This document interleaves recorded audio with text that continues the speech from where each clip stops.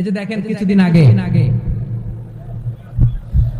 আমাদের বর্তমান নেতা ডক্টর ইউনূস উনি সব রাজনৈতিক নেতৃবৃন্দদেরকে ডেকেছেন একটা ইস্যুকে কেন্দ্র করে। তার মানে গোটা বাংলাদেশ এক হয়ে গিয়েছে। আমরা সবাই উদ্বেলিত হয়েছে, উচ্ছ্বসিত হয়েছে, ঠিক কিনা বলেন? রাজনৈতিক নেতাদেরকে ডেকেছেন উনি, আমরা এক হয়েছি।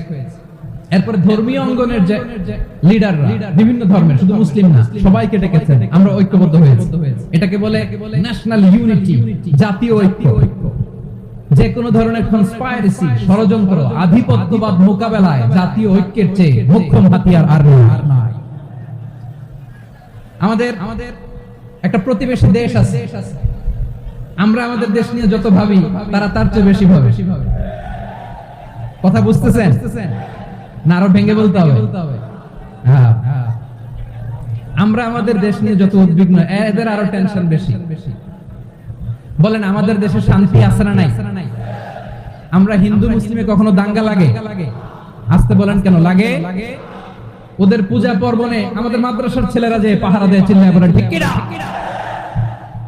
আমাদের তাফসীর মাহফিলের সময় ওরা ডিস্টার্ব করে, ঢোল বাজায় না। ওদের পূজা পার্বণের সময় আমাদের তাফসীর মাহফিলের ডেট হলে আমরা চেঞ্জ করে দেই। সুবহানাল্লাহ, কি সাম্প্রদায়িক সম্প্রীতির রোল মডেল। আর ওই বাংলাদেশের ব্যাপারে তারা অনেক ডিসইনফরমেশন ছড়াচ্ছে।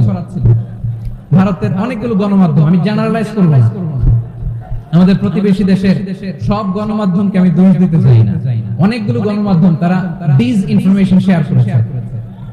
ডিসইনফরমেশন আর মিস ইনফরমেশনের পার্থক্য আছে। মিস ইনফরমেশন না জেনে ভুল বুঝে একটা মিথ্যা বা ভুল তথ্য ছড়িয়ে দেয়, এটার ক্ষমা আছে, এটার কি আছে? আর ডিসইনফরমেশন মানে ইচ্ছা করে, প্ল্যান করে, ম্যাপ করে, ছক এঁকে মিথ্যা, গুজব, রটনা সোশ্যাল মিডিয়ায় ছড়ানো, এটার ক্ষমা আছে? আওয়াজ করে বলেন ক্ষমা আছে? ভারতের কিছু গণমাধ্যম তাই করেছে, আমরা ব্যথিত হয়েছি, আমাদের হৃদয়ে রক্তক্ষরণ হয়েছে। আমাদের প্রতিবেশী দেশকে বলতে চাই, আমাদের দেশ নিয়ে আপনাদের ভাবার দরকার নেই। নিজের চরকায় তেল দেন, নিজের দেশ নিয়ে ভাবেন। গত মাসের ভয়েস অফ আমেরিকার রিপোর্ট, বাংলাদেশে সংখ্যালঘু জনগোষ্ঠী আগের চেয়ে বেশি নিরাপত্তা পাচ্ছে। Report voice of America, Muslim report নাকি? মুসলিম জরিপ, ভয়েস অফ আমেরিকা। কথা বুঝে নাই বোধহয়। ভয়েস অফ আমেরিকা কি আমাদের রিপোর্ট? না, ভয়েস অফ আমেরিকার জরিপ, বাংলাদেশের সংখ্যালঘু জনগোষ্ঠী আগের চেয়ে ভালো নিরাপত্তা পাচ্ছে। শুধু এখানেই শেষ না, মাইক্রোসফটের একটা জরিপ শোনাই আপনাদেরকে। তারা সারা পৃথিবীতে গুজব, ভুয়া আর মিথ্যা নিউজ ছড়ানোতে কোন দেশ সেরা একটা রিপোর্ট করেছে। এর মধ্যে 1 নম্বরে এসেছে ভারতের নাম। মাইক্রোসফট তো মুসলমানরা চালায় না? কথা বুঝে নাই বোধহয়। প্রতিবেশী দেশকে বলবো, আপনারা নিজের চরকায় তেল দেন, আপনারাও শান্তিতে থাকেন, আমাদেরকেও শান্তিতে থাকতে দেন। সব চেঞ্জ করা যায়, প্রতিবেশী চেঞ্জ করা যায় না। আমাদের ল্যান্ড তাদের ল্যান্ড, পাশাপাশি। আমরা চাই তারাও সুখে থাক, আমরাও সুখে থাকি, ঠিক কিনা? কিন্তু প্রতিবেশী হলে বন্ধুত্বপূর্ণ আচরণ করতে হয়। প্রতিবেশী যদি বন্ধু না হয়ে প্রভু হতে চায়, এরকম দানব প্রতিবেশী কেউ চায় না। ভারত যদি বন্ধুত্ব উপহার দেয়, আমরা বন্ধুত্ব দিব। কি বলেন?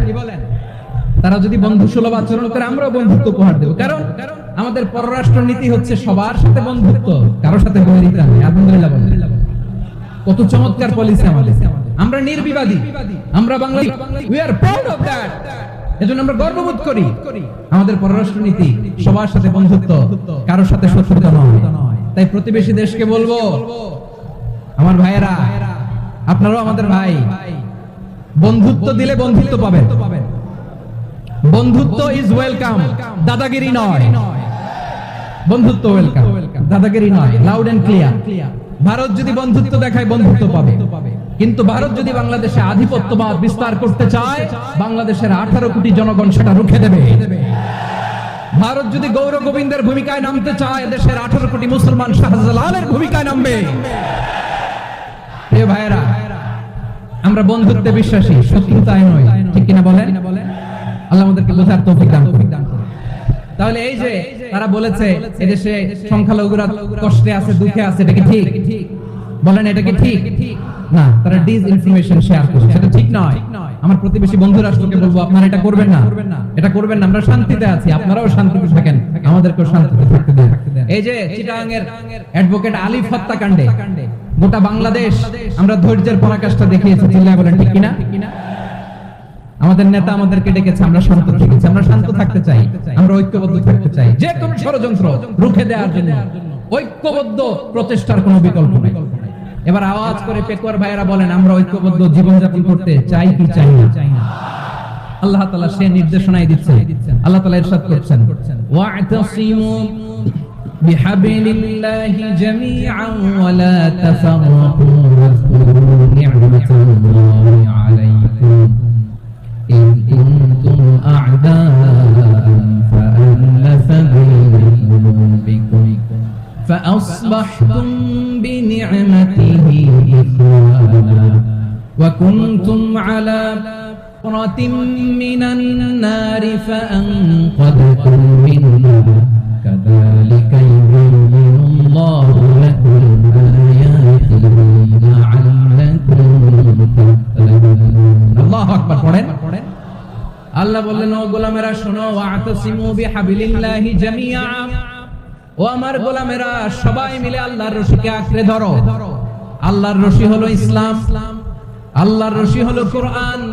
আল্লাহ বললেন কোরআনকে আঁকড়ে ধরো, ইসলামকে আঁকড়ে ধরো। একা একা আঁকড়ে ধরলে চলবে না, জামিআ সবাই মিলে আঁকড়ে ধরো। এই আদেশটা আমাদের জন্য করেছেন কে? আল্লাহ তাআলার নির্দেশ।